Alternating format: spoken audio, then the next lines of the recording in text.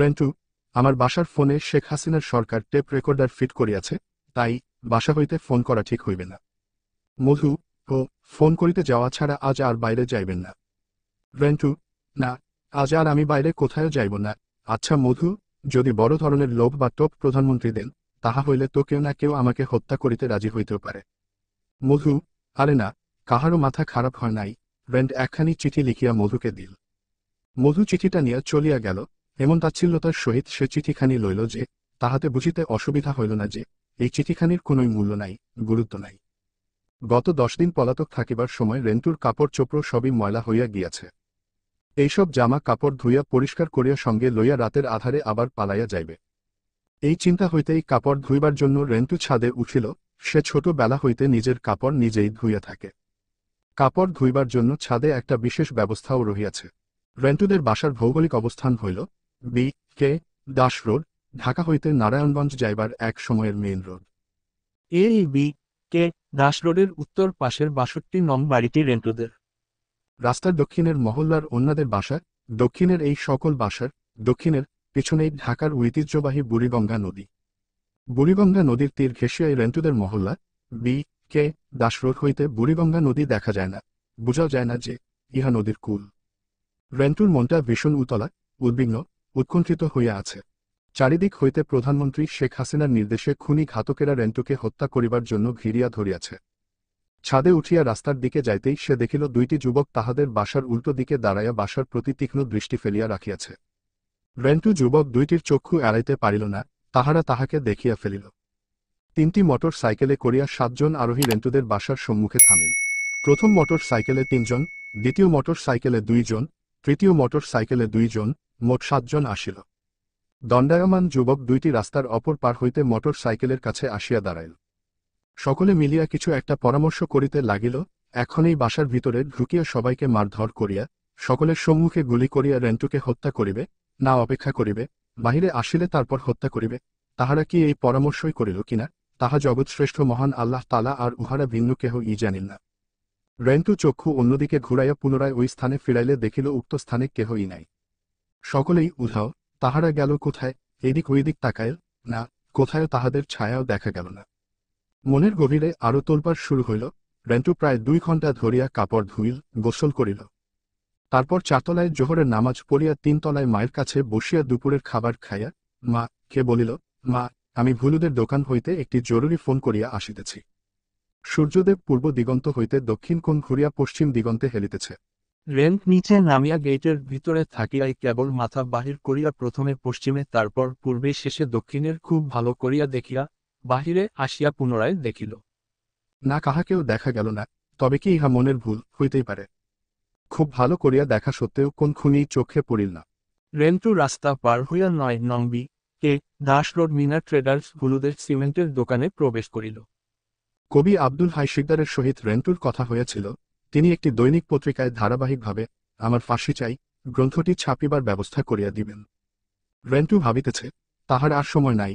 যত দ্রুত সম্ভব আমার ফাঁসি চাই বইটির বিষয়বস্তু মানুষের কাছে পৌঁছাইয়া দেওয়া যায়, ততই দেশ ও জাতির কল্যাণ।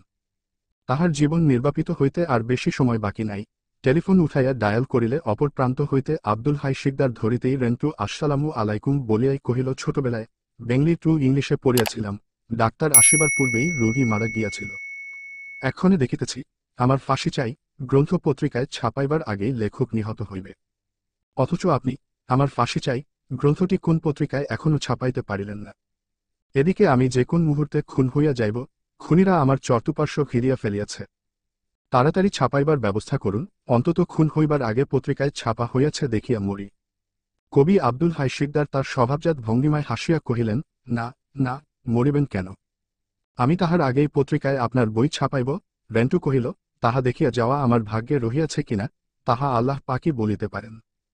সে দোকানের দেওয়ালের দিকে মুখ করিয়া রাস্তার দিকে পিঠ দিয়া ফোনে কথা বলিতেছিল।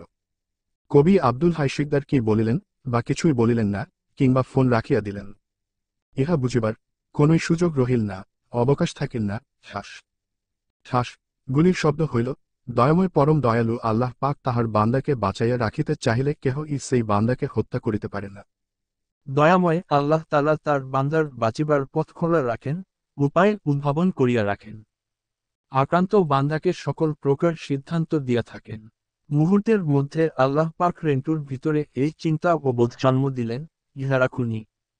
তোমাকে খুন করিতে আসিয়াছে, বাঁচিতে চাহিলেই ইহাদের উপর পাল্টা আক্রমণ করিয়া ইহাদের অস্ত্র কাড়িয়া লইয়া ওই অস্ত্র দ্বারা উহাদের হত্যা করিয়া বাঁচিতে হইবে। রাস্তার অপর পার হইতে তিনজন ভাড়াটিয়া খুনি রেন্টুকে হত্যার উদ্দেশ্যে 3টি পিস্তল হইতে ঠাস শব্দে সম্মিলিতভাবে উপর্যপরি গুলিবর্ষণ করিতে করিতে যে ঘরে বসিয়া রেন্টু টেলিফোনে কথা বলিতেছে সেই ঘরের দিকে তুফান বেগে ছুটিয়া আসিতেছে। প্রথম গুলি ঠাস শব্দেই রেন্টু চকিত রাস্তার দিকে ঘুরিয়া দাঁড়াইতেই দেখিল ঘাতক খুনির দল পাশ্চাৎ দিক হইতে গুলি ছুড়িতে ছুড়িতে তাহার দিকে ছুটিয়া আসিতেছে। প্রথমে রেন্টু একটুখানি চিন্তা করিল ইহারা কি সাদা পোশাকধারী পুলিশের লোক। পরক্ষণেই বুঝিল, না না, আক্রমণকারীরা পুলিশের লোক নয়, হত্যাকারী খুনির দল। খুনিদের এলোপাথারি গুলি বর্ষণ দেখিয়া বুঝিতে বাকি রহিল না যে প্রধানমন্ত্রীর লেলাইয়া দেওয়া ঘাতক খুনিদের কবল হইতে আজ আর রক্ষা নাই। দয়াময় পরমদয়ালু আল্লাহ পাক কর্তৃক আদিষ্ট হইয়া দাঁড়াইয়া দাঁড়াইয়া কাপুরুষের ন্যায় কাকুতি মিনতি করিয়া বাঁচিবার চেষ্টা করিয়া মরিবার চাইতে বীরের ন্যায় বক্ষ বিস্তার করিয়া শেষ লড়াই করিয়া মৃত্যুকেই শ্রেয় মনে করিল। বিরামহীনভাবে গুলি চালাইতে চালাইতে প্রথমুক্ত খুনি প্রথমেই ঘরে প্রবেশ করিল। যেই প্রবেশ অমনি রেন্টু ডাকাত ডাকাত বলিয়া চিৎকার তুলিয়া খালি হাতেই পাল্টা আক্রমণ করিয়া বসিল। খুনিদের প্রথম জনের উপর বিদ্যুৎ গতিতে ঝাঁপাইয়া পড়িয়া তাহার 9mm পিস্তলটি নিজ নিয়ন্ত্রণে লইবার লড়াই শুরু করিল। উদ্দেশ্য প্রথম খুনির পিস্তল কাড়িয়া লইয়া তাহা দ্বারা সকল খুনিকে গুলি করিয়া হত্যা করিয়া নিজে বাঁচিবার চেষ্টা করা। সরকার প্রধান স্বয়ং প্রধানমন্ত্রী রেন্টুকে হত্যার সকল আয়োজন সুসম্পন্ন করিয়াছেন, ইহার পরও কি বাঁচিয়া যাওয়া সম্ভব? তবুও যতক্ষণ বাঁচিতে হইবে লড়াই করিয়াই বাঁচিতে হইবে, ইহা ভিন্ন অন্য কোন পন্থা নাই। ধস্তাধস্তি, মল্লযুদ্ধ, প্রাণপণ লড়াই, বাঁচিবার লড়াই, যথাসাধ্য লড়াই। এ লড়াইয়ে হয় রেন্টুর প্রাণবধ হইবে, না হয় প্রধানমন্ত্রীর নিয়োজিত খুনিদের প্রাণবধ হইবে। প্রাণ বাঁচাইতে উভয়ই হাড্ডাহাড্ডি লড়াই করিতেছে, কেহ কাহারে নাহি ছাড়ে সমানে সমানে লড়াই করিতেছে। রেন্টু লড়িতেছে প্রাণ বাঁচাইবার শক্তিতে, আর ঘাতক লড়িতেছে প্রধানমন্ত্রীর সরকারি শক্তিতে এবং পুরস্কৃত হইবার আশায়। এই দৃশ্য অনেকেই দেখেন নাই, যাহারা দেখিয়াছেন তাহারাও তারপর কি ঘটিয়াছে কি হইয়াছে তাহা কিছুই দেখেন নাই। উপস্থিত সকলে কাহার আগে কে প্রাণ লইয়া ছুটিয়া পালাইবেন তাহাই বুঝিয়া উঠিতে পারেন নাই। সকলেই পশ্চাৎ দিকে ফিরিয়া প্রাণ ভয় ঊর্ধ্বশ্বাসে প্রাণ লইয়া দৌড়াইতে আরম্ভ করিলেন। রেন্টু মৃত্যুমুখে দণ্ডায়মান হইয়া আজরাইল সম্মুখে বক্ষ পাতিয়া দিয়া জীবন বাঁচাইবার লড়াই করিতেছে। প্রথমেই দক্ষিণ হস্তে পিস্তল চাপিয়া ধরিয়া বাম হস্তে খুনির মুখমণ্ডলে প্রচণ্ড বজ্রমুষ্টি ঘাত করিল। কিন্তু না, খুনি ইহাতে কিঞ্চিত পরিমাণেও টলিল না। ইহার পর দক্ষিণ পা দ্বারা খুনির বুক বরাবরে সজোরে লাথি হাঁকিল। ইহাতে খুনি সামান্য বিচলিত হইল। অতপর মুক্তিযুদ্ধকালীন প্রশিক্ষণের কথা রেন্টুর স্মরণ হইল। আদতেই কোন শিক্ষায় বিফলে যায় না, শিক্ষা থাকিলে কোন না কোন মুহূর্তে সে শিক্ষা কাজে লাগিয়া যায়। এক্ষণে সেই শিক্ষার কথা স্মরণ হইতেই রেন্টু দক্ষিণ পা দ্বারা সজোরে প্রচণ্ড বেগে ঘাতক খুনির বাম হাঁটুতে আঘাত করিল। খুনি পরাভব মানিল। রেন্টু ঘাতকের পিস্তলটি নিজ নিয়ন্ত্রণে কাড়িয়া লইল, কিন্তু মুহূর্তের মধ্যেই পিস্তলখানি বাম পাশে ভূতলে পড়িয়া গেল। আক্রমণকারী খুনিও দক্ষিণ পাশে মাটিতে লুটাইয়া পড়িল। পিছনের অন্য আততায়ী সকলে ঘটনার আকস্মিকতায় কিংকর্তব্যবিমূঢ় হইয়া গুলি চালনা বন্ধ করিয়া হতো বিহম্বল দাঁড়াইয়া রহিল। পাল্টা আক্রমণের আকস্মিকতায় অপ্রস্তুত, হতবাক, ভীতসন্ত্রস্ত হইয়া খুনিরা খানিক পিছু হটিল। মহান সৃষ্টিকর্তা আল্লাহ, তাহার কার্য মহৎ। কিভাবে কোন সময়ে কাহার প্রতি তিনি কি ব্যবস্থা করেন, আদেশ করেন, তাহা তিনিই জানেন। দয়াময় পরমদয়ালু আল্লাহ পাক এই খুনের রেন্টুকে অতিদ্রুত পালাইয়া প্রাণ রক্ষা করিতে আদেশ করিলেন। আল্লাহ কর্তৃক আদিষ্ট হইয়া রেন্টুর শত্রুদিগকে নিধনের পুনরায় কোনরূপ চেষ্টা না করিয়া মাটিতে পড়িয়া থাকা 9mm পিস্তলটি নিজ নিয়ন্ত্রণে লইবার চেষ্টা না করিয়া পালাইয়া জীবন বাঁচাইতে অগ্রসর হইল। শত্রু অপ্রস্তুত এক্ষণেই পলায়ন শ্রেয়। ভূতলে ধরাশায়ী শত্রুর দেহের উপর দিয়া এক লক্ষে রেন্টু ঘরের বাহিরে রাস্তায় আসিয়া পড়িল। রাস্তার বিপরীত পাশেই 25-30 গজ দূরেই নিজ গৃহে যাওয়া সমীচীন কিনা ভাবিতে না ভাবিতেই একদল পোশাকধারী পুলিশ নয়ন গোচর হইল। রেন্টুর বুঝিতে বাকি রহিল না যে প্রধানমন্ত্রী শেখ হাসিনার আদেশেই ঘাতক খুনির দল বিপুল ও বিস্তর পরিমাণ শক্তি লইয়া তাহাকে হত্যা করিতে আসিয়াছে। নিজ গৃহে লুকাইলে ঘাতক দল গৃহমধ্যে প্রবেশ করিয়া মাতা, স্ত্রী, কন্যাদের সম্মুখেই তাহাকে হত্যা করিবে, ইহাতে কোনই সন্দেহ নাই। যে ঘরে 9 নং বি কে দাস রোড, ঢাকা 1100 গুলি করা হইয়াছে, রেন্টু সেই বাড়ির ভিতর দিকে ঢুকিয়া পড়িল। তাহাকে দেখিতে দেখিতে আর দেখা গেল না। সে শত্রু চক্ষুর অগোচর হইল। আর কোন সন্ধান নাই, সংবাদ নাই। প্রাণ বাঁচাইতেই প্রাণ লইয়া পালাইতে হইতেছে। এই সময়ে অন্য কারো কথা, অন্য কোন চিন্তা মনে উদয় হওয়ার কথা নয়। শুধু প্রাণ বাঁচাইবার নানা কৌশল, নানা কথাই মনে মনে উদ্ভাবন করিতেছে।